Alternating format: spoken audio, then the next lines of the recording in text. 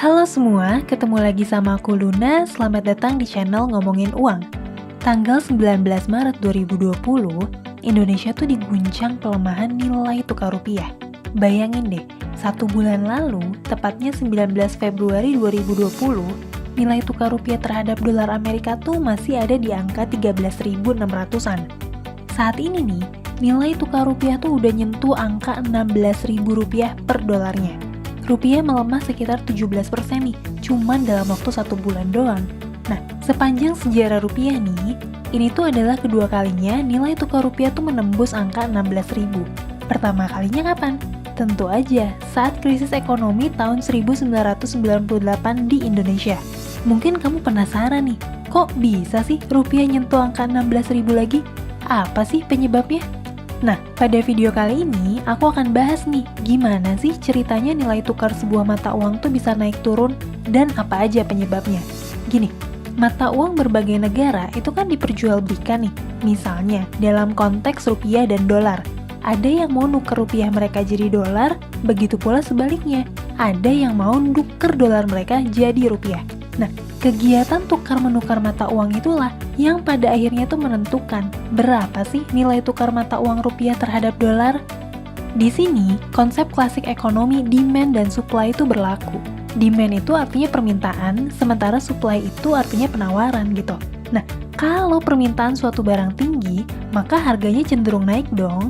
Prinsipnya tuh sama aja nih, sama kayak kenaikan harga hewan kurban menjelang Idul Adha gitu. Kenapa sih bisa naik? Ya karena jumlah permintaannya tuh meningkat gitu. Sekarang kita balik lagi ke rupiah. Misalnya nih, ada banyak banget orang yang mau nuker rupiah mereka ke dolar. Otomatis permintaan dolar jadi tinggi dong. Makanya dolar tuh akan menguat atau naik.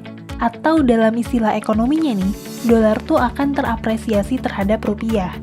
Simpelnya, dolar tuh akan naik atau menguat kalau orang-orang yang pegang rupiah tuh berbondong-bondong nih, pengen nukerin rupiah yang mereka punya jadi dolar. Begitu pula sebaliknya, kalau pemilik dolar tuh pada pengen nih nuker dolar mereka jadi rupiah, ya rupiah yang akan menguat terhadap dolar. Atau istilah gampangnya sih dolar jadi turun gitu. Hal ini tuh nggak cuma berlaku buat rupiah dan dolar aja ya, tapi juga berlaku untuk semua transaksi jual beli mata uang negara-negara lainnya juga. Nah, di sini kamu bisa ngeh nih, penguatan atau kenaikan dolar beberapa waktu terakhir itu ya karena orang yang pegang rupiah berbondong-bondong nih, pengen nuker rupiah mereka tuh jadi dolar. Sekarang mungkin kamu bertanya-tanya gitu, kenapa sih orang berbondong-bondong nukerin rupiah mereka jadi dolar? Apa sih sebabnya? Sebelum aku jawab pertanyaan tersebut, aku mau jelasin ke kamu dulu nih, apa aja sih faktor-faktor yang bikin orang tuh mau nuker uang mereka menjadi mata uang tertentu? Secara umum, ada 3 hal nih yang bikin orang tuh pengen nuker uang mereka jadi mata uang tertentu. Yang pertama adalah prospek investasi, yang kedua adalah perdagangan ekspor-impor, dan yang ketiga adalah konsensus bersama. Kita bahas satu persatu ya. Yang pertama adalah prospek investasi. Sama nih kayak produk investasi lainnya. Orang tuh pengen nuker uangnya jadi mata uang tertentu tuh karena prospek investasi gitu. Semakin baik prospek investasi di sebuah negara, ya akan semakin banyak gitu orang yang nuker uang mereka jadi mata uang negara tersebut dan berinvestasi di sana. Investasi ini tuh bisa dalam berbagai bentuk ya. Bisa berinvestasi di bank dalam bentuk deposito atau simpanan, investasi di sektor real atau bisnis, investasi di pembangunan infrastruktur, hingga investasi di saham dan obligasi.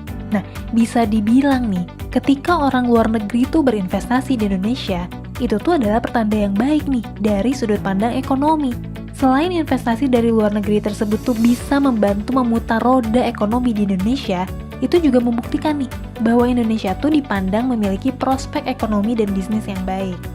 Sekarang kita bahas nih, apa aja sih contoh indikator yang umum dipakai untuk ngelihat prospek investasi di sebuah negara.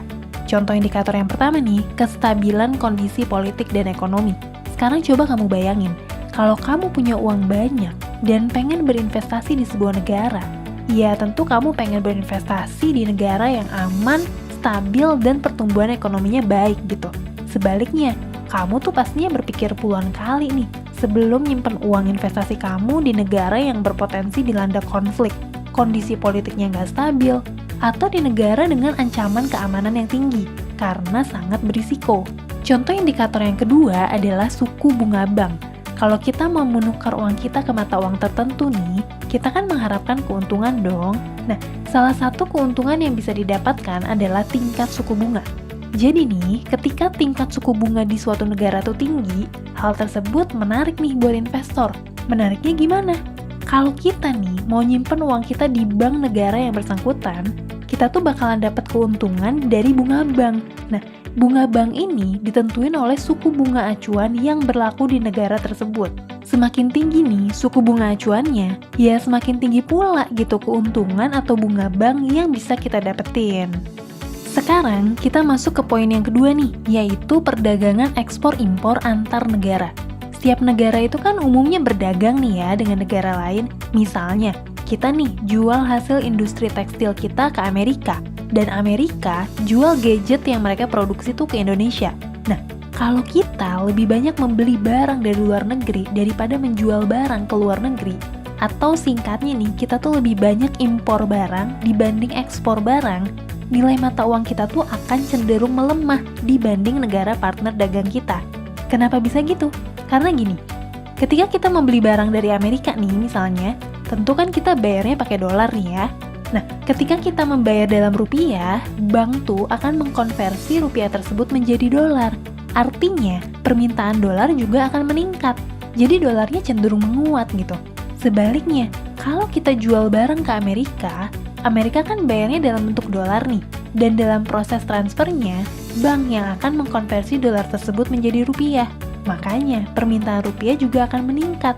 Jadi, rupiahnya cenderung menguat gitu.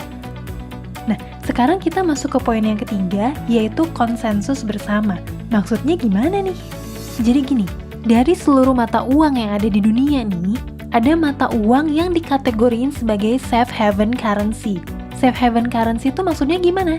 Ya simpelnya sih mata uang negara yang dianggap paling kuat, paling stabil, dan relatif aman dalam gejolak ekonomi. Dalam hal ini, salah satu mata uang yang disepakati sebagai safe haven currency adalah dolar Amerika.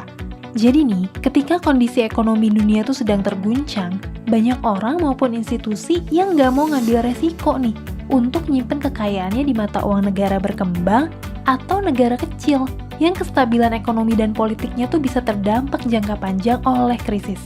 Coba kamu bayangin deh, kalau ekonomi dunia lagi bergejolak, siapa sih yang mau nukar uangnya dengan mata uang negara yang tingkat inflasinya tuh nggak stabil kayak Venezuela dan Zimbabwe? Nah, di sisi lain, ada banyak komoditas krusial yang berharga secara universal tuh berpatokan pada mata uang dolar Amerika.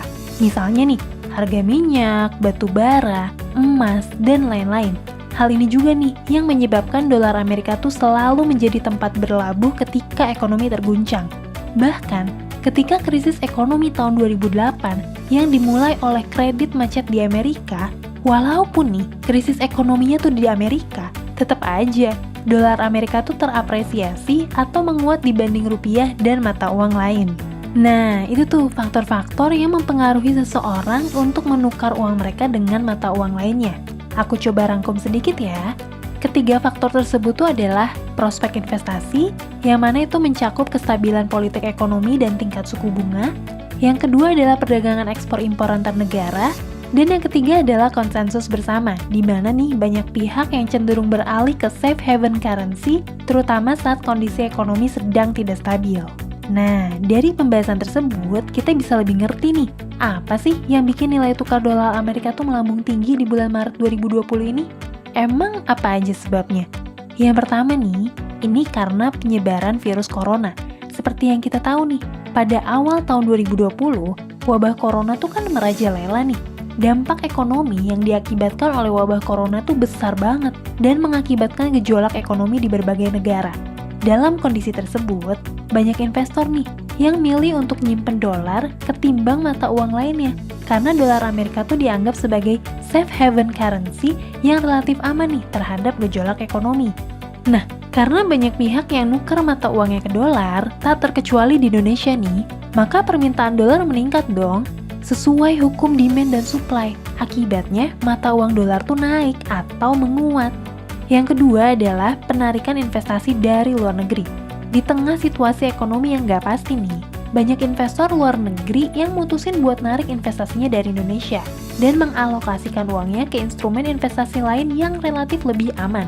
Dalam beberapa waktu terakhir nih, investor luar negeri tuh udah narik nih sebagian investasi rupiahnya dari Indonesia. Investasi yang ditarik itu ada yang dalam bentuk saham sampai obligasi. Nah, karena ada penarikan besar-besaran tersebut, tentu para investor tersebut tuh bakalan nuker rupiah milik mereka ke mata uang lain, khususnya dolar Amerika. Nah, maka dari itu permintaan terhadap dolar jadi semakin tinggi dong. Dan lagi-lagi, sesuai hukum demand dan supply, nilai dolar akan semakin naik atau menguat dibandingkan rupiah. Oke deh, segitu aja yang mau aku sampein. Semoga apa yang aku sampaikan ini tuh bisa bermanfaat dan menambah wawasan kita semua, khususnya terkait bidang ekonomi dan keuangan.